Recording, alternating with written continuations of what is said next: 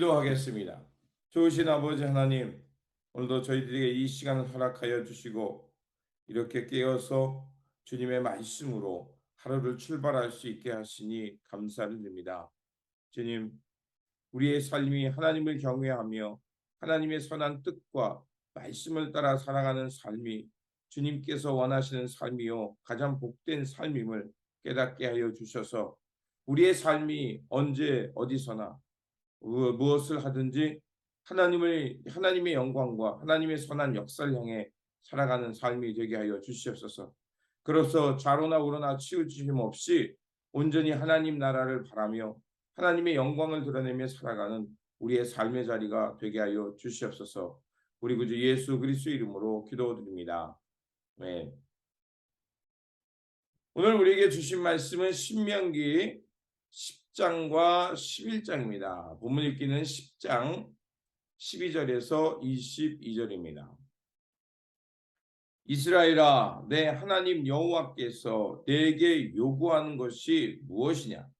곧 내 하나님 여호와를 경외하여 그의 모든 도를 행하고 그를 사랑하며 마음을 다하고 뜻을 다하여 내 하나님 여호와를 섬기고 내가 오늘 내 행복을 위하여 내게 명하는 여호와의 명령과 규례를 지킬 것이 아니냐. 하늘과 모든 하늘의 하늘과 땅과 그 위의 만물은 본래 내 하나님 여호와께 속한 것이로되 여호와께서 오직 내 조상들을 기뻐하시고 그들을 사랑하사 그들의 후손인 너희를 만민 중에서 택하셨음이 오늘과 같으니라. 그러므로 너희는 마음에 할례를 행하고 다시는 목을 곧게 하지 말라. 너희의 하나님 여호와는 신 가운데 신이시며 주 가운데 주시오. 크고 능하시며 두려우신 하나님이시라. 사람을 외모로 보지 아니하시며 뇌물을 받지 아니하시고 고아와 과부를 위하여 정의를 행하시며 나그네를 사랑하여 그에게 떡과 옷을 주시나니 너희는 나그네를 사랑하라. 전에 너희도 애굽 땅에서 나그네 되었음이라. 내 하나님 여호와를 경외하여 그를 섬기며 그에게 의지하고 그의 이름으로 맹세하라. 그는 내 찬송이시오 내 하나님이시라.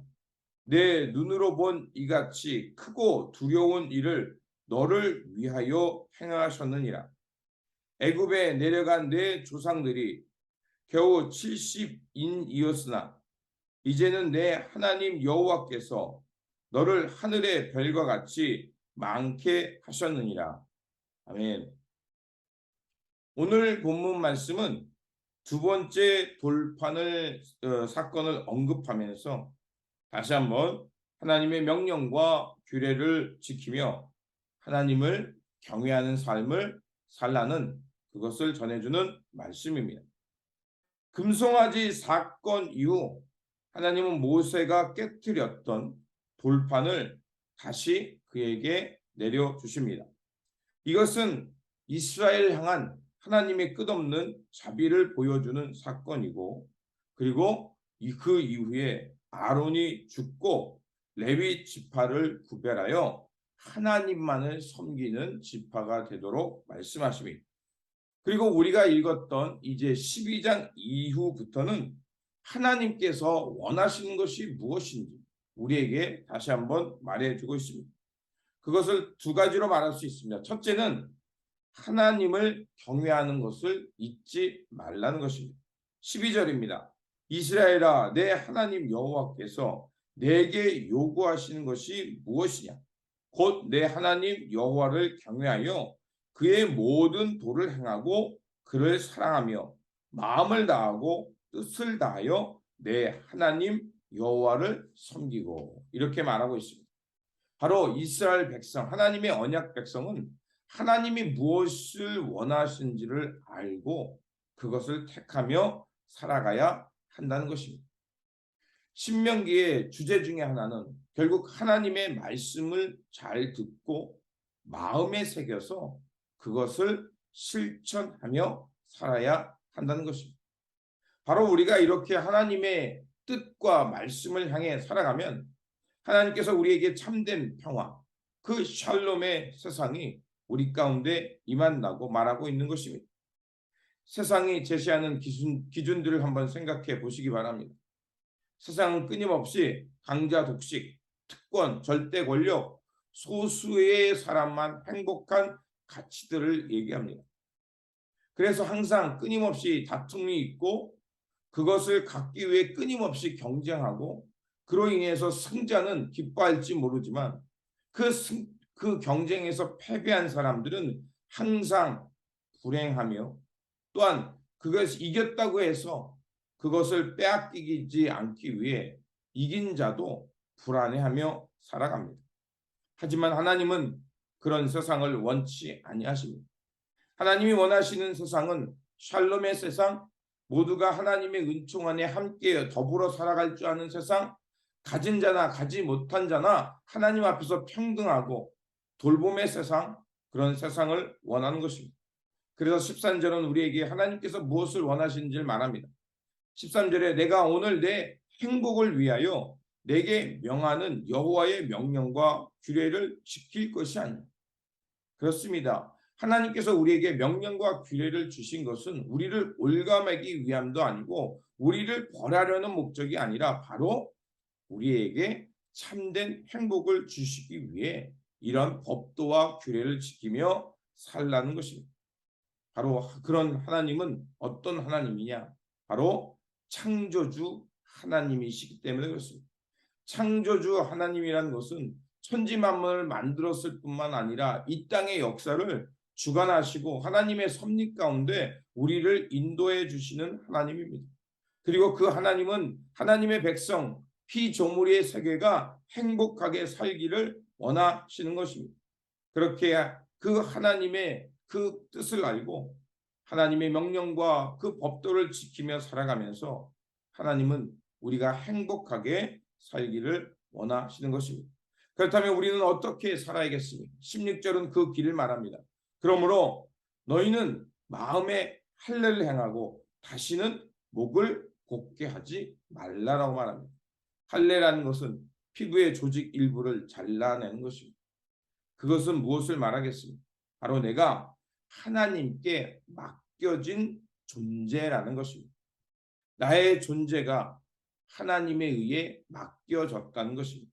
결국 마음의 할례라는 것은 나 안에 있는 교만을 잘라내고 하나님 앞에 절대적으로 순종하며 살겠다는 것을 의미하는 것입니다.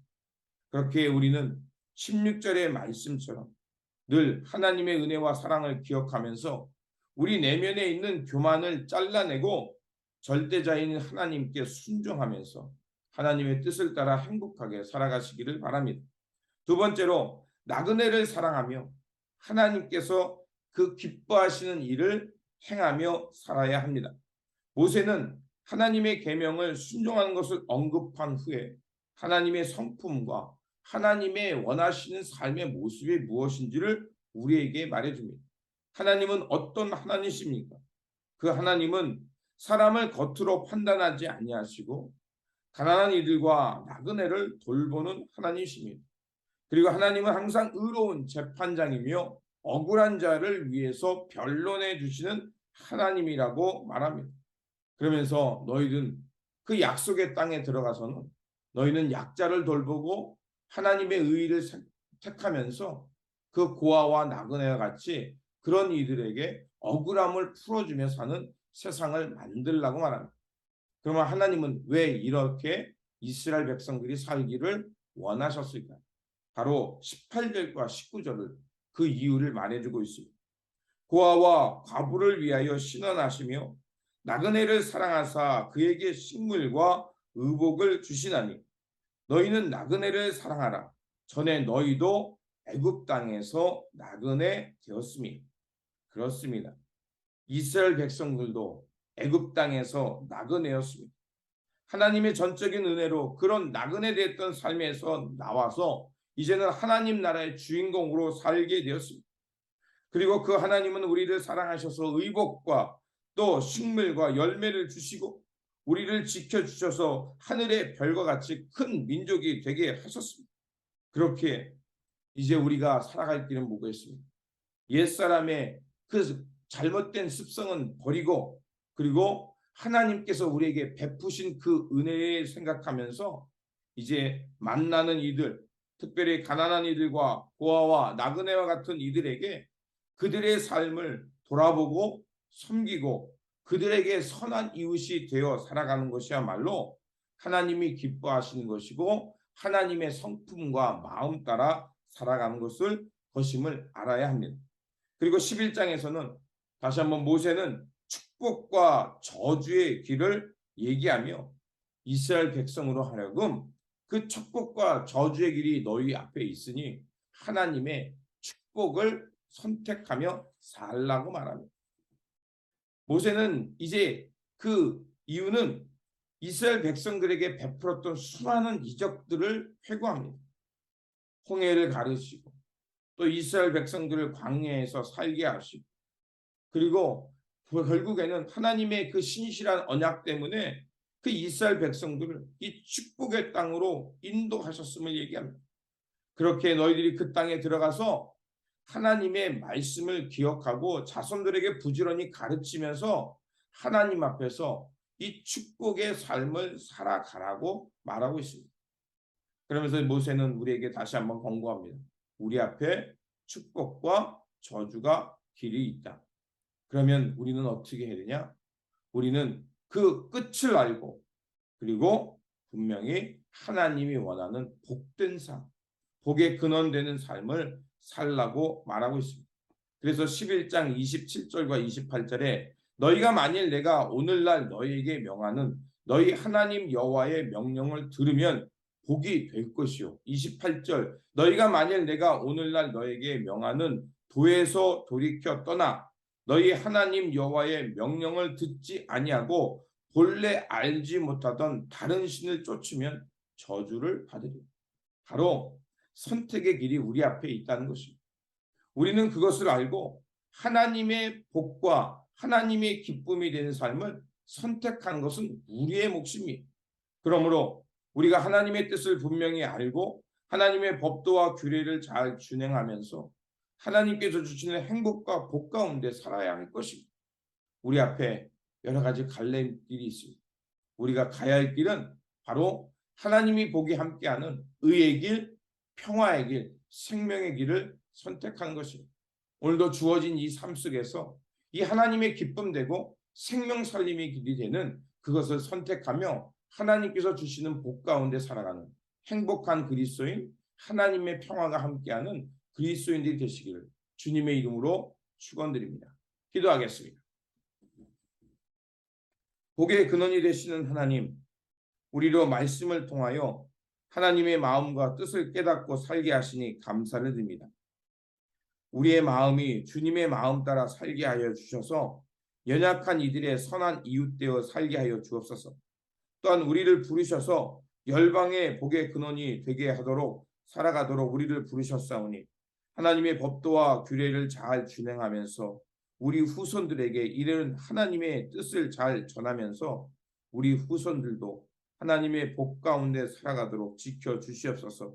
그래서 우리의 삶과 우리가 살아갔던 이 삶의 모습이 하나님의 영광을 드러내며 열방에 하나님의 선한 뜻을 전파하며 살아가는 우리의 삶의 모습, 믿음의 자리가 되게 하여 주시옵소서. 우리 구주 예수 그리스도 이름으로 기도드립니다.